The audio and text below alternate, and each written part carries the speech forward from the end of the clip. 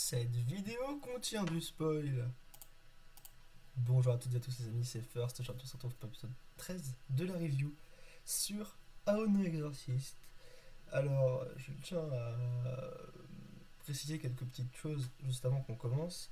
Cette vidéo risque d'être une review plutôt courte. Bon, après c'est vrai que sur tous les épisodes où je dis c'est court, c'est long, mais bon. Je vous dis par rapport, en tout cas, à la dernière vidéo sur Anzasu Yushitsu et à la prochaine vidéo, je vous dis pas sur quoi ça va être, mais attendez-vous également à du lourd.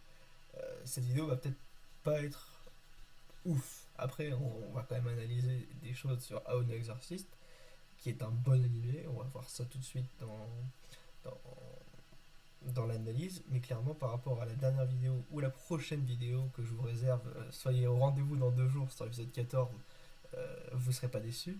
Clairement, cet épisode va peut-être un petit peu moins consistant et du coup un peu moins vous transcender. Mais bon, on va quand même faire l'analyse de Aono Exorcist. On n'est pas là pour faire la sieste. Donc c'est parti tout de suite avec les informations générales. Comme d'habitude, le titre anglais est Blue Exorcist, le titre japonais Aono Exorcist. Donc, 2 saisons pour un total de 37 épisodes. J'ai vu la VF. Les 2 saisons sont sorties à intervalle de 6 ans d'écart, 2011-2017. On peut donc espérer une saison 3, a priori, s'ils sont capables d'attendre autant de temps entre 2 saisons. Surtout avec ce qui s'est passé avec le final, qui est un petit peu... On reviendra dessus dans l'analyse, mais il nous laisse à penser qu'on peut clairement avoir une saison 3, c'est clair. Après, on verra. On verra ce que nous propose le studio, mais voilà. C'est donc un shonen, et j'ai vu cet animé, c'est la première fois que j'ai vu un animé entre 2 mois, à cheval entre la fin d'un mois et le début d'un autre mois, entre août et septembre 2019. Voilà une petite image pour illustrer. Du coup, sans plus attendre, on va passer à l'analyse avec du coup, comme d'habitude, les points positifs de l'animé. Vous voyez, il n'y en a pas énormément, mais on va quand même s'attarder un petit peu dessus. Voilà, je vous l'ai dit, c'est une petite analyse par rapport à la vidéo qui est dans 2 jours que je vous prépare bien comme il faut. Alors, on va déjà analyser la fraternité entre Rin et Yukio Okumura, les 2 frères Okumura. Il faut savoir que moi j'ai beaucoup apprécié cette fraternité, contrairement aux personnages individuellement parlant. Euh, je trouve qu'ils forment un beau couple de frères. Euh, Moi, vous le savez, dans ce genre d'anime de la fraternité, on l'a déjà vu dans plein de reviews précédentes, je suis hyper à cheval sur les détails. Si vous créez une relation frère-frère, frère-sœur ou sœur-sœur, vous en faites une vraie relation. Vous ne faites pas juste un truc qui part à droite à gauche, ou comme on avait pu par exemple avoir avec Kirito et sa sœur qui était en fait sa cousine. Enfin, c'est un peu bizarre. Là, clairement, ici, on a un vrai couple frère-frère, comme dans par exemple FMAB, ou comme dans Code Geass, ou comme dans Death Note, pour donner des exemples un peu plus concrets. Ici, on est vraiment sur une vraie fraternité. En plus, les 2 personnages passent beaucoup à l'écran, parce qu'il y a des fraternités un peu comme dans Code Geass ou dans Death Note, où les protagonistes passent tellement au-dessus qu'on ne voit pas le frère ou la sœur. Euh, mais là, ici, vraiment, Yukio, on le voit. Rin est protagoniste, mais Yukio, on le voit dans l'anime. On le voit beaucoup, on le voit même influencer les décisions de son frère, et c'est ça qui est pas mal. Ensuite, je vais m'arrêter sur les combats. Les combats de cet anime sont ultra stylés. En particulier, on reviendra sur le combat final tout à l'heure, mais clairement, j'ai beaucoup apprécié. Surtout, c'est dû au fait que les armes aussi sont vraiment stylées, et le fait de combattre un petit peu à la fantasy, ça m'avait. Enfin, je ne connaissais pas encore trop ce style. J'en avais vu dans Sao, avec les Isekai Fantasy et tout ça, mais je connaissais pas encore trop déjà ce que ça pouvait être un fantasy non isekai, et clairement c'était une première petite découverte. Alors c'était pas une vraie découverte, mais en quelque sorte, étant donné que c'était stylé, contrairement à plein d'autres trucs qu'on a pu voir dans d'autres animés qui étaient, par exemple dans FMAB, les combats, voilà, soyons honnêtes, dans FMAB les combats ne sont pas stylés. Là ici, vraiment ici, je dois faire un big up pour les combats, ils les ont bien fait. Ensuite, le personnage de Mephistopheles. Alors peut-être que les gens ne savent même plus qui c'est. Moi, je vous avoue que j'ai dû quand même aller le googler pour savoir comment on l'écrivait, hein. Du coup, Mephistopheles, c'est le professeur de l'Académie de la Croix-Vraie, celui qui a 1 milliard de titres là et qui est exorciste, j'allais dire exorciste d'État, mais non, ça c'est dans la FMAB, alchimiste de l'État, mais bref. Euh, Enfin, il est roi exorciste, je sais pas trop quoi, mais il a un certain palmarès, et c'est celui qui il va rencontrer Rin au début, ils vont être en discorde sur pas mal de choses, mais en accord sur une chose, c'est que Rin doit devenir exorciste. Et c'est pas mal parce que on voit qu'il ne pousse pas comme l'aurait poussé son père, mais il essaie de tirer le meilleur de lui-même en le laissant faire euh, ce qu'il entend. Enfin, c'est-à-dire ce qu'il entend. Plus en le laissant faire ce qu'il doit faire. Dans cette situation, pour Mephistophélès, Rin doit réellement devenir exorciste. Mais bon, il n'a pas besoin de lui dire puisque Rin est déterminé à devenir exorciste suite à la mort de son père adoptif, pour ceux qui ont vu l'animé.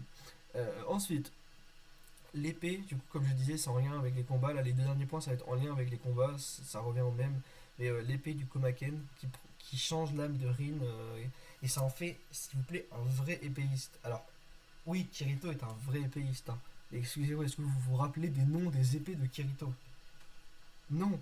Alors, bon, le Komaken, c'est pas intuitif, mais enfin, on se rappelle tous de cette épée qui crée des flammes bleues autour de Rin, qui le transforme en démon de je sais pas quoi. On se rappelle tous de ça. Euh, Certains ici, je pense, vous vous rappelez même pas que Kirito, à un moment donné, il avait une épée et après il en a eu deux, hein. Alors que ici, Rin, vraiment, clairement, moi, c'est une des rares choses que je me rappelle vraiment, dont je me rappelle vraiment sur Aon Exorcist, c'était clairement le Komaken, cette épée incroyable qu'il avait hérité de son père adoptif, qui lui complètement lui transforme l'âme quand il la tient et qu'il combat avec. Et ça, j'ai trouvé très intéressant comme idée. Euh, à reprendre, hein, pour de futurs animés shonen très combat, ça c'est vraiment bien. Les contrôles de personnalité à travers les armes, ça j'aime beaucoup vraiment. Ensuite, le final avec le sacrifice de Yukio, à la base c'était Rin qui devait être sacrifié, finalement Yukio s'est sacrifié pour son frère, et puis finalement Rin combat Yukio, et puis finalement on nous laisse un petit peu un suspens là-dessus, sur ce final, ce combat très stylé, je n'ai rien à en dire, c'est pour ça qu'il est dans la partie point positif, mais justement, est-ce que le studio n'a pas fait exprès de nous mettre un très très gros final bien stylé et de nous laisser un petit peu sur notre fin en mode bah ouais, mais qu'est-ce qui se passe pour justement préparer dans l'ombre une saison 3? Ce serait très bien joué de leur part, mais s'ils nous laissent comme ça, c'est un petit peu. Il nous faut une suite là. Clairement, on attend une suite. Mais clairement, un très beau final, je n'ai rien à en redire. Voilà. Du coup, c'est fini pour les points positifs. Vous voyez, on va très vite passer aux points négatifs. J'ai rien d'autre à rajouter. Euh, alors, pareil, il n'y en a pas énormément. Déjà, le principe. Le principe, j'ai pas compris en fait. C'est-à-dire qu'en fait, il y a beaucoup trop d'allusions, de références religieuses. Et moi, je n'ai pas ces références religieuses parce que, bon, je pense que la plupart des gens qui regardent cette vidéo et qui le savent, je déteste au plus haut point le christianisme. Je ne le cacherai pas. Du coup, clairement, beaucoup trop de références, évidemment, euh, normales dans un animé d'exorcisme, vous allez me dire, mais clairement, beaucoup trop de trucs que le citoyen lambda ne veut pas comprendre. C'est-à-dire qu'on devrait. Enfin, je pense qu'ils auraient dû vulgariser au maximum. Vous voyez, par exemple, le concept de Satan, bah, je comprends, c'est le fils de Satan. Ça, j'ai compris. Par contre, quand ils sont dans l'église et qu'il y a eau bénite et machin truc, ça, je comprends rien. Vraiment, je comprends rien. Si on s'arrêtait à l'exorcisme et aux techniques de combat fantaisistes et tout ça, ça m'irait, puisque c'est quelque chose que je ne connais pas, mais qui n'existe pas dans la vie réelle. Donc, du coup, je veux bien apprendre ce que c'est. Surtout que ça n'a rien à voir directement avec la religion. Par contre, surtout dans les trois quatre premiers épisodes, on a énormément de références religieuses et ça passe pas. Clairement, ça ne passe pas. Voilà, vous le savez, enfin, après, c'est mon avis, hein. Peut-être que les gens aiment. Il y a peut-être des gens qui sont croyants et qui regardent cet anime et qui sont en mode trop stylé. Tant mieux pour vous, hein, mais moi, clairement, c'est pas mon délire. Ensuite, le fils de Satan est quelqu'un de bien et c'est même le protagoniste. Alors là, excusez-moi, hein, j'ai pas beaucoup de références religieuses, mais ça, à la limite, je le sais. Satan, je crois pas que c'est un gars cool. Enfin, vous pouvez me dire en commentaire si je dis des conneries, mais il me semble pas que c'est un gars cool. Le gars, son mioche, c'est le protagoniste de l'animé. Comment vous voulez qu'on arrive à créer quelque chose de logique avec ça? Le fils de l'antagoniste, c'est le protagoniste. Le fils.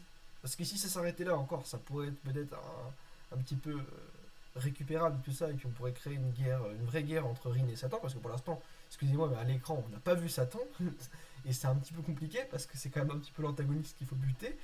Euh, Mais si on s'arrêtait au simple fait fils protagoniste et père antagoniste, on a clairement un problème également. Enfin, Satan, c'est pas juste un humain, c'est une figure démoniaque. Euh, Vraiment, là, je ne comprends pas. Plus que de la déception, il y a même de la surprise et de l'incompréhension dans ma réaction par rapport à ça. Après, honnêtement, bon, c'est le choix du studio enfin, ou alors du gars qui a créé ça, ou enfin, je sais pas si c'est l'animation ou le manga qui a fait ce choix. Enfin bref, toujours est-il que dans l'animé, au final, on l'a. Euh, Ils ont décidé justement d'accroître un petit peu leur côté à fond sur la religion. C'est un pari qu'ils ont pris. Ça m'a pas plu à moi, peut-être que ça a plu à d'autres, hein, je vais être honnête. Bon, moi, je suis mitigé quant à ce choix.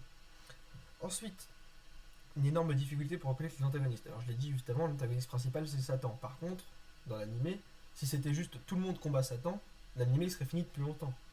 Il y a clairement des gens qui mettent des bâtons dans les roues à Rin H24 et on ne sait pas vraiment si c'est leur pote ou si c'est pas leur pote parce que du jour au lendemain, il est l'antagoniste et le jour d'après, il redevient protagoniste. Et des fois même, il retrahit.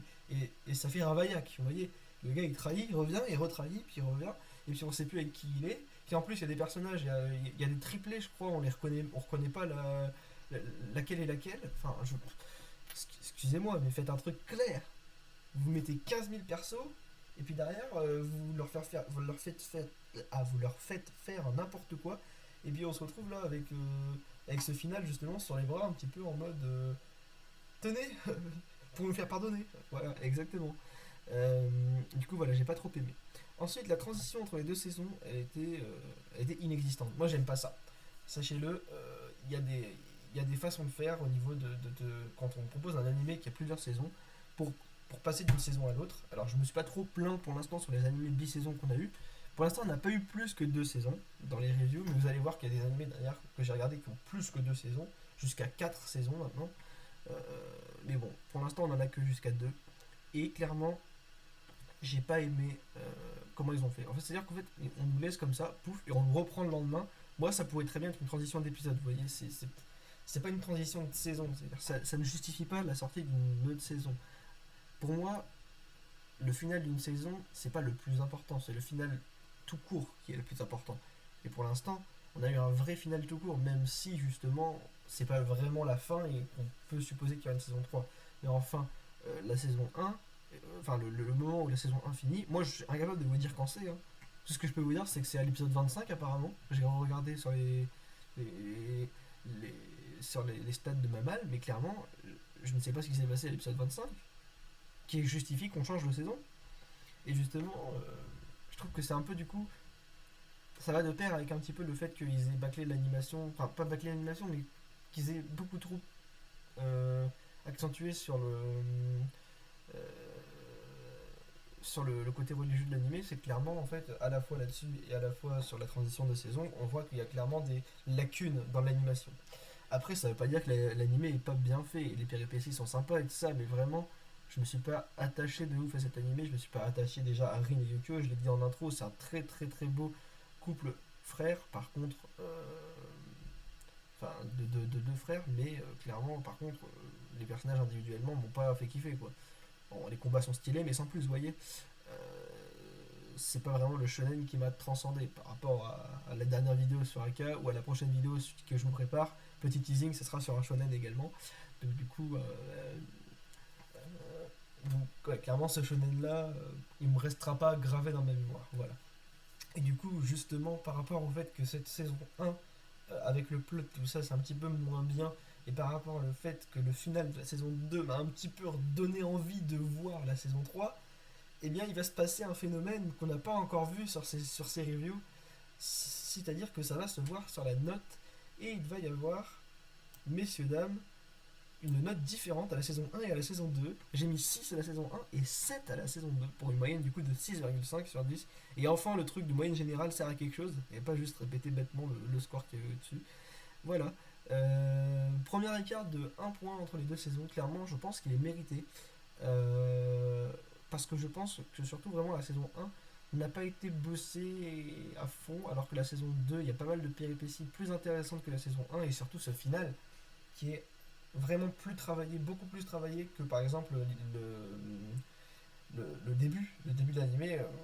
Moi je me rappelle vite fait que l'église elle se fait envahir, mais après au-delà de ça, enfin, le gars il meurt et puis après Rin il devient exorciste. Voilà, c'est tout ce qui se passe pour moi dans la saison 1. Hein. Du coup c'est un petit peu vide la saison 1 et la saison 2 justement, qui est deux fois plus courte. Elle est également deux fois plus intense, donc quatre fois plus, enfin, quatre fois mieux finalement, deux fois plus court et deux fois plus intense. Vous avez quatre fois mieux. Hein. Donc clairement c'est pour ça que ça justifie cette différence de points entre la saison 1 et la saison 2. Et j'attends peut-être qu'une saison 3 monte encore en score, justement. On peut supposer que là, clairement, il y a du potentiel.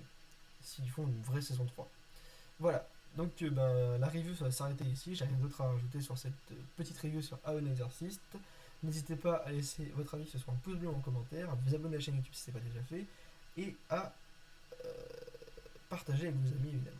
Nous, on se retrouve demain par l'épisode du Shairanais et après-demain pour la review 14 que je vous rappelle, vraiment, vous ne devez pas manquer. Allez, ciao ciao.